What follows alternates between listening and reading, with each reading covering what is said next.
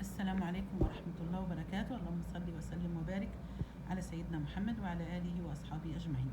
ازيكم يا حبايبي؟ النهاردة بإذن الله هنعمل مع بعضينا تجربة مع آلة صنع القهوة أو ماكينة صنع القهوة، كل الناس بتسميها باسم. المهم إن احنا بنعمل فيها الاسبريسو وبنعمل بيها فيها القهوة الباردة والقهوة السخنة. تعالوا نجربها مع بعض ونشوفها نعمل فيها ايه. اللهم صل على سيدنا محمد. هنتكلم على مكوناتها الأول. دوت الزرار بتاع تعبئة المية، بتفكيه من هنا كده. طبعا هخلي بنتي تتكلم معايا وتقول لي هي بتعملها ازاي، لان هم اللي بيستخدموها البنات اكتر شيء بصراحه، بس انا عارفه حاجات بدائيه كده فيها. بتعبي الميه من هنا. ده الزرار بتاع التشغيل، بيبقى في الجنب بالشكل ده كده اهو. ده زر التشغيل، يا اما تبخير يا اما بتقفلي منه او كده.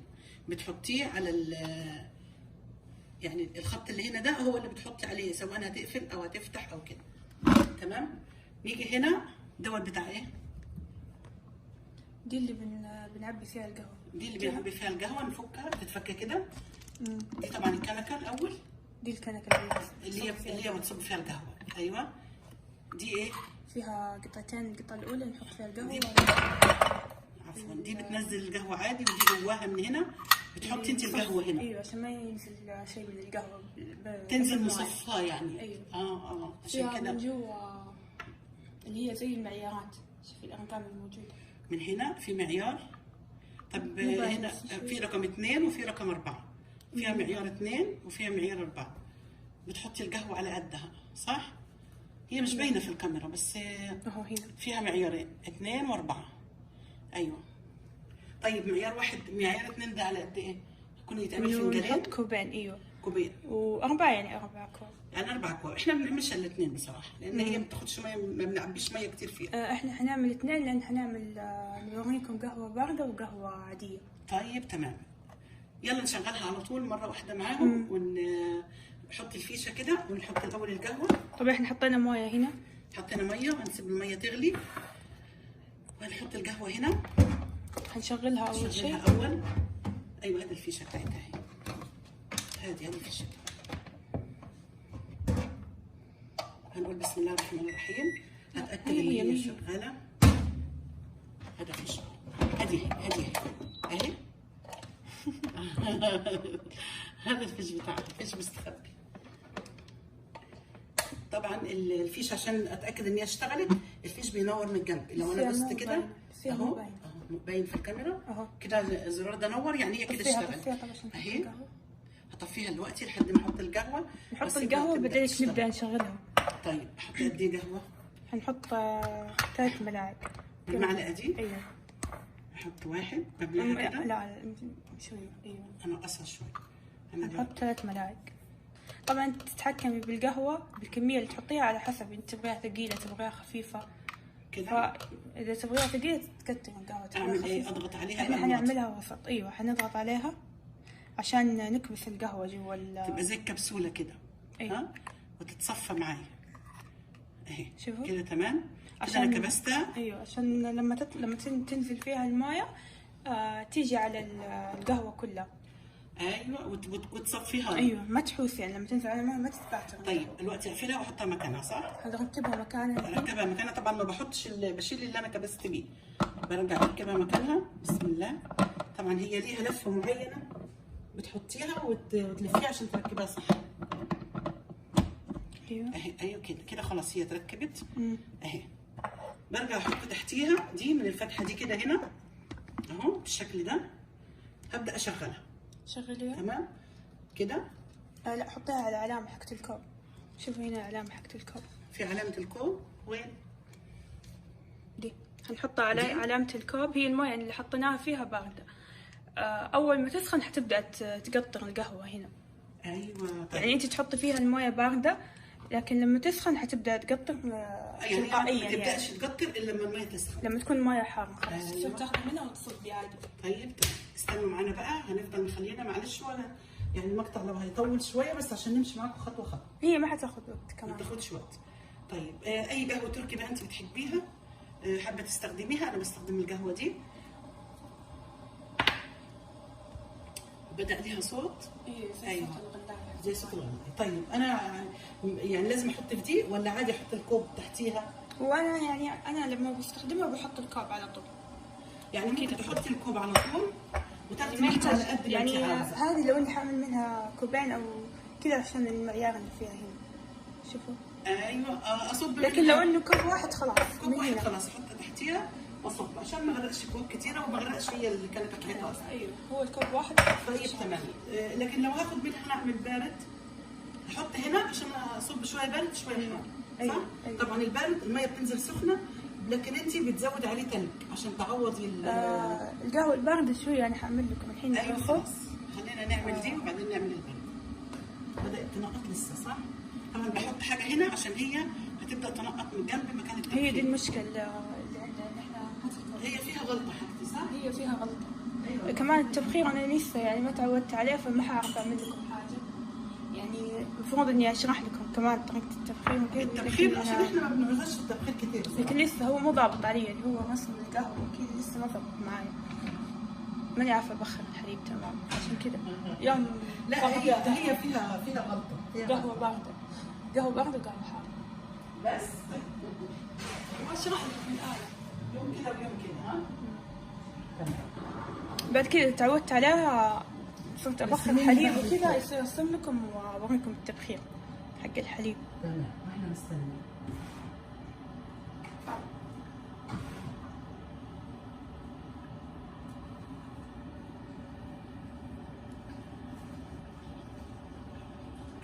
كده هي الميه بتسخن. هي كذا الماء أيوة قاعدة تحمل. صراحه يا جماعه هي ممتازه في البيت. شوفوا بدأت تنقط من عند هذا حق التبخير. من عند التبخير. المفروض إن هي ما تنقط التبخير إلا طبعا لما أشغلها تطلع انت بتدوسي البخار. الزرار عشان يتبخر صح؟ لما يكون في بشغلها حليب أو شيء. أيوة عشان أعمل فيها الحليب ببخر فيها الحليب. شوفي الحين حتبدأ تنقط القهوة. باينه في الكاميرا. لحظة أقرب لكم إياها تشوفوا زين.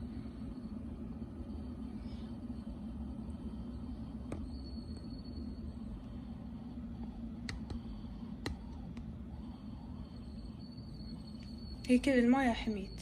هي بصراحه القهوه فيها طعمها ممتاز واحلى من القهوه التركيه يعني انت تحط فيها قهوه تركيه لكن تطلع لك ما فيهاش صافيه. تفل يعني. ايوه فيها حتى نكهتها احلى يعني.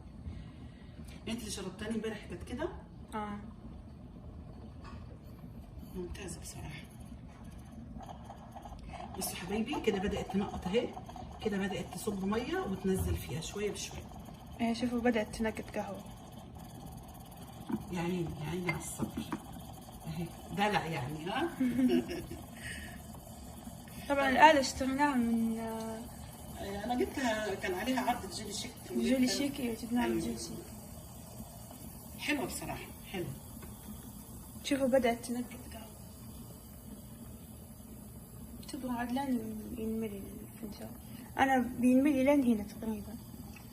مو كله. ثلاث ارباع لان هي بتبقى تقيله يعني. أيوه. ما حدش يقدر يشرب الكوب ده كله يعني.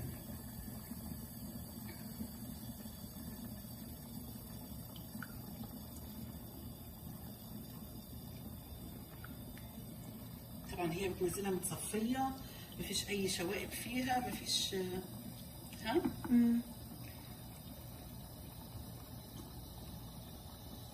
هي يعني تعتبر زي القهوة المقطعة اللي بيعملوها بس هذه انها آلة كهربائية مو كاس صغير واحد. هذه عيبها عندي انا ده شايفين؟ ايوه هنا فوق ان هي بتطلع دخان. بتطلع دخان والبخار لما بتزيد الميه هو عيب منها لانه اتوقع الجلدة نفسها ما هي ماسكة المويه. ما هي ماسكة المويه زين. ايوه وبتنقط. شوفوا كيف من الجنب. شوفوا الحين ننتظر هذا يوصل شوية نص او اكثر من نص شوية.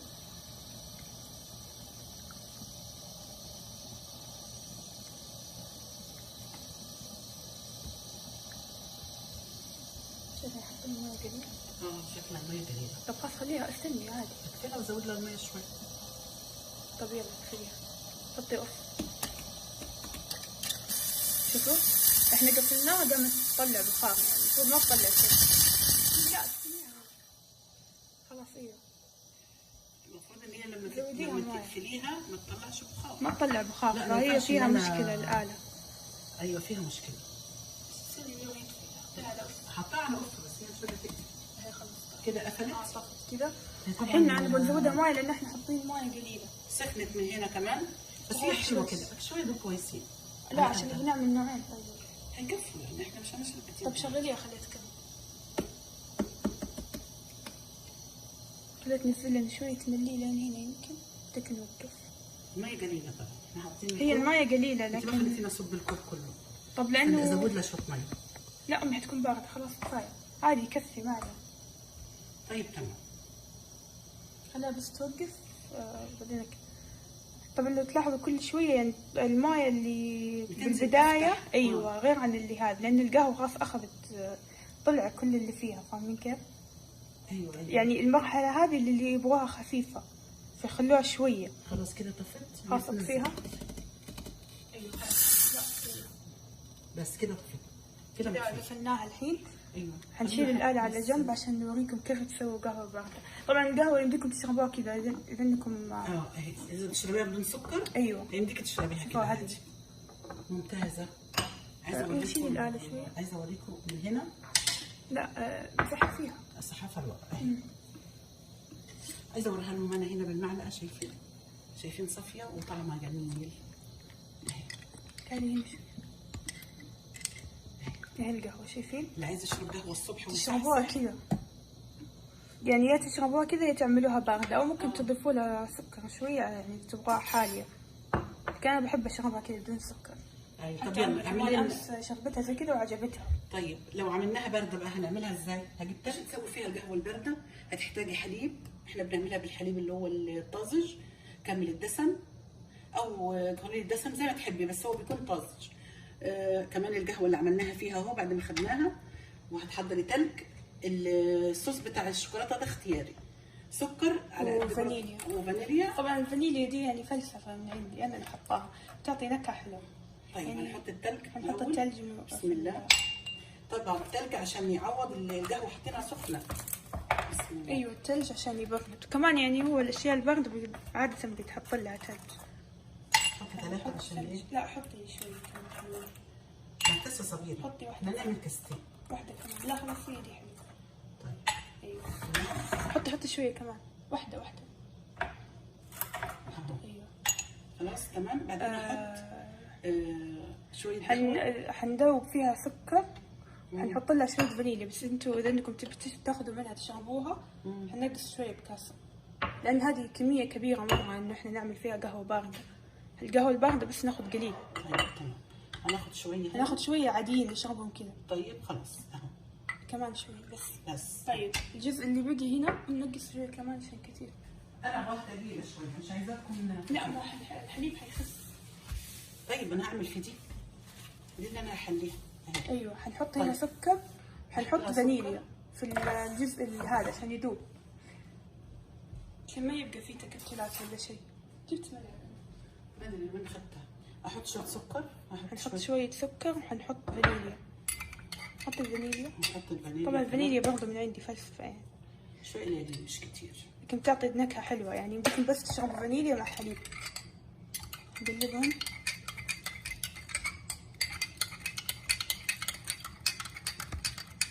طيب حنجيب الشوكولاتة.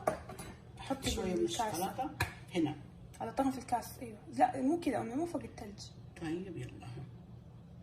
ايوه الجهة الثانية كمان. مشيه كذا على الكاس. طيب مش عايزة يعطي شكل. طبعا هذا اختياري يعني مو انه بس خلاص لانه ما عندكم عاد تقدروا تستغنوا عنه وما حيعطي نكهة قوية يعني هو انا عايزاه يبقى مغرق هو الكاسة من جوه الشكل يعني. ايوه بعدين بدك حنصب احط دوت القهوة. حنحط لا الحليب. انا عايزه احط الحليب على قد القهوه. طيب هذه مشكلتنا عشان يعطي شكل حلو يكون كذا طبقات. لكن تصبي فوق الحليب يختلط. الحليب يلا بس خلاص كفايه. ايوه الحين نصب القهوه فوقها. بعدين نصب القهوه فوقها. بسم الله يلا. شايفين اللون؟ هو ده اللون اللي نبغاه يعني لو ان احنا حطينا حليب فوق القهوه ما حيختلط مع بعض. زودي شويه حليب. ايوه تمام كذا. لفي الكاس. خلينا نشوف من الجهه والمصاصه طبعا اللي انتم طبعا. ايوه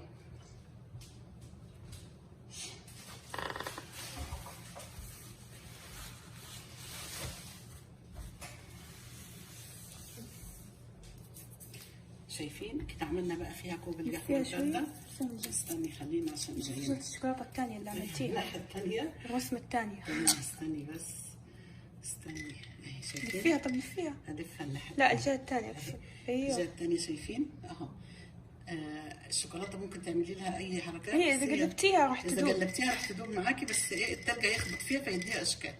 تمام اهي هنا احلى شايفه. بس ده كان المقطع بتاعنا القهوة الثانية فين؟ القهوه الثانيه هنا هي انا حطيتها في تقدر تحطيها طبعا في فنجان زي كده. تقدر تضيفي ليها حليب مباشره. ممكن تحطي لها ممكن تحطي لها حليب حار، حليب سخن، يعني تشربيها حليب تشربيها حار. حليب سخن. تصير قهوة تركية بالحليب اللي هي قريبة من القهوة الفرنسية. ايوه بتصير قريبه من القهوه الفرنسيه، في نفس الوقت ما فيهاش بقى، هي مش هتبقى لا بوش ولا فيها ترسبات، يعني هي من جوه بتبقى تقيله.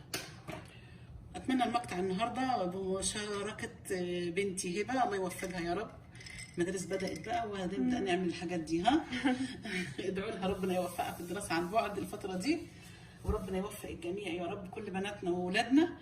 اتمنى المقطع النهارده يكون عجبكم، واتمنى اللي عنده تجربه من الاله دي بيستخدمها بطريقه ثانيه يقول لنا. كانت معاكم ام احمد، الدكتوره ومشروع الدكتوره هبه. ربنا يوفقها يا رب. اتمنى المقطع النهارده يكون عجبكم، واتمنى تقولوا لي تجربتكم وتكتبوا لنا في التعليقات. ما تنسوش تعملوا شير وتعملوا لايك وتعملوا اشتراك ودوسوا على كلمه الكل عشان كل مقطع جديد يوصلكم. كانت معاكم ام احمد وهبه من مطبخ ست الحبايب، والسلام عليكم ورحمه الله وبركاته. ان شاء الله اشوفكم في فيديو جديد، مع السلامه.